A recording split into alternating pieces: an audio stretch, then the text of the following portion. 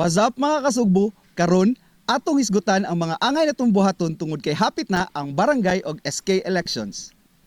Mao kini ang inyong gabayan para sa umaabot nga eleksyon. Number 1. Check your registered precinct. Bisitaha ang imong voting precinct usa or duha ka adlaw sa dili pa ang eleksyon. Number 2. Bring your election survival kit. Siguruha nga aduna kay dala nga payong, raincoat, snacks ug tubig. Number 3.